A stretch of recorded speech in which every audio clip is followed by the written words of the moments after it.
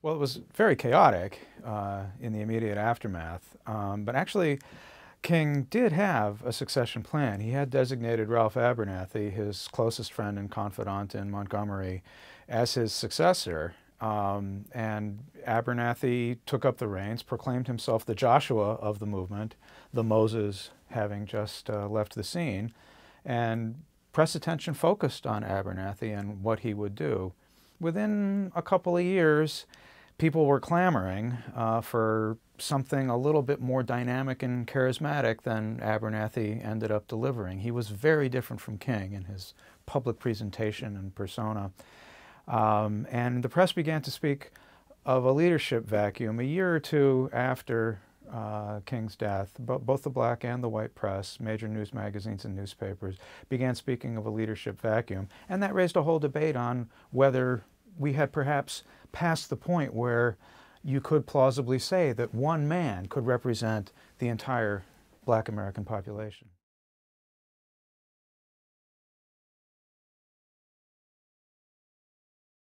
I think it'd be fair to say that they coalesced for a while, and they had a memorial march 3 days after King was shot in Memphis. It was very important to King's widow, Coretta Scott King, who really took up the mantle to carry on in a very self-effacing, humble way. She never sought the limelight.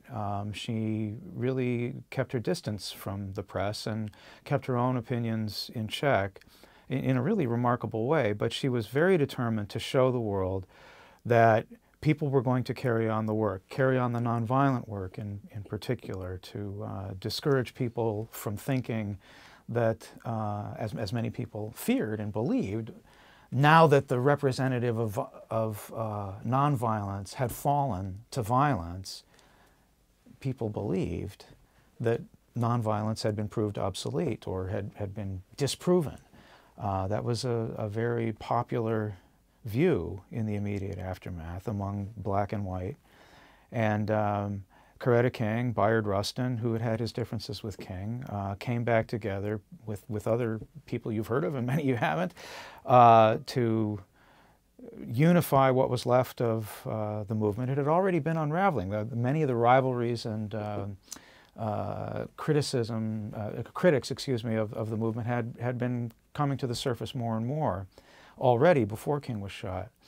But there was a moment when they came back together, and more remarkably, Congress came together and passed the Civil Rights Act of 1968, also known as the Fair Housing Act, which in many ways was the most radical civil rights act passed in the entire era. Everybody believed that act was not going to pass, or was going to be so severely watered down that it would have been virtually meaningless. King himself had expressed that view repeatedly before he died. But in a gesture of hope and also a gesture of fear that if they didn't do something like that, that the inner cities would explode in violence. And so I think it was a very remarkable moment. But within months, I think the divisions within the movement came to the surface in a very tragic and dispiriting way here in Washington, D.C., as the Resurrection City on the National Mall really just fell apart in squalor and squabbling. But what most of my book is about is how, nonetheless, legatees of King and of the larger movement that he came to represent came together at various moments with new strategies, new approaches, and were able to pass some remarkable legislation and to achieve some real moments of forward progress.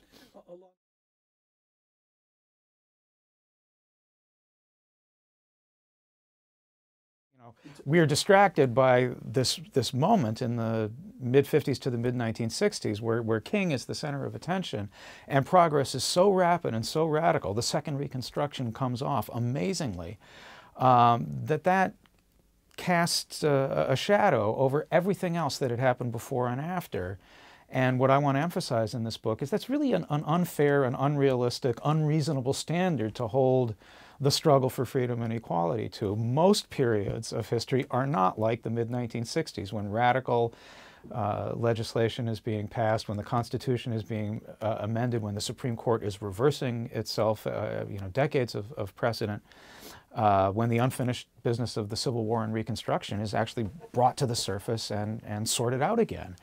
That's an extraordinary moment, and people who live in the shadow of that develop a sort of inferiority complex about the day-to-day work of real-life activism and politics, which, by comparison, is incremental, though in the book I tried to focus on some high points, successes and failures.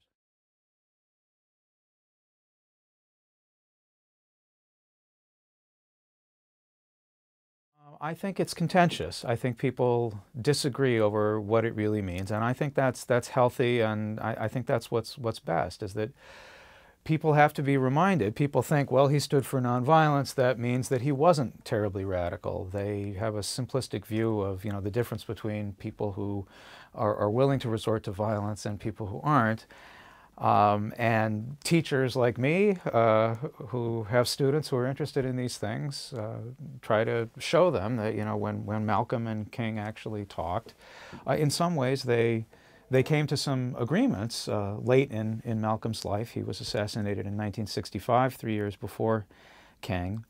That their differences were diminishing, and the emphasis on nonviolence to King often took this form. He would speak to younger people who believed in resorting to violence and say, you know, that's all talk. You say you're for violence, but what you do is threaten it, and you don't really follow through because there isn't an opportunity to use violence in a political way.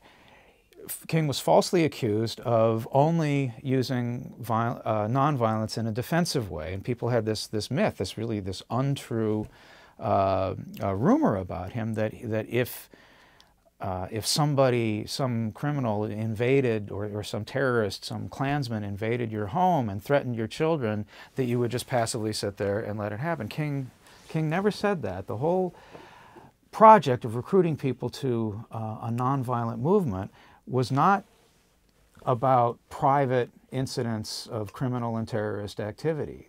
It was about the offensive moves, where African American civilians get organized among themselves, pick their own targets, take their own initiatives, and act on the offense, on their timing, and then they use strategic nonviolence because it's the most effective method. Being outnumbered and outgunned, resort to violence would have been suicidal. King himself developed a deep inner commitment to nonviolence, a deep discipline, but he recognized, he and other nonviolent leaders like Bayard Rustin, whom I mentioned, recognized that that was a serious discipline that very few people were going to adopt. The main selling point when you're recruiting masses in the streets to demonstrate for their rights is that we got to have discipline, we got to have order, we got to maintain nonviolence for these strategic purposes. You don't have to believe in it.